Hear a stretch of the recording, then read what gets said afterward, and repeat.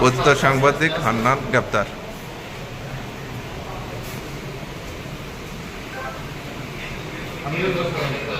হাত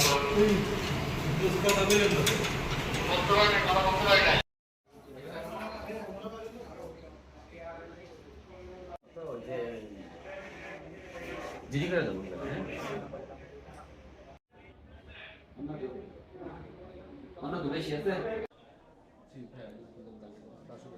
জি, popular guest হাউসের ম্যানেজারের কাছ থেকে আমরা একটা অভিযোগ পাই লিখিত 6 জুন 5ই জুন রাত 11টার সময় কথিত নামধারী সাংবাদিক হান্নান এবং তার কিছু সহযোগী নিয়ে ওই হোটেলে অভিযান পরিচালনা করে প্রত্যেকটা রুমে রুমে গিয়ে তল্লাশি করে এবং হোটেল থেকে প্রতি সপ্তাহে তাকে 15,000 টাকা দিতে হবে এমন দাবি করে এই ঘটনাটি সামাজিক যোগাযোগ মাধ্যমে ব্যাপক ভাইরাল হয়।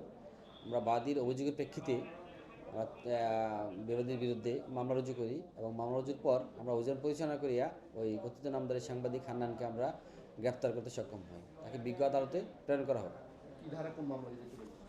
ওরা চাঁদাবাজির দ্বারা মামলা দায়ের করেছে, আমরা চাঁদাবাজির দ্বারা মামলা রুজু করেছি। রাজনৈতিক কোনো পরিচয় আমি এখনো পাইনি।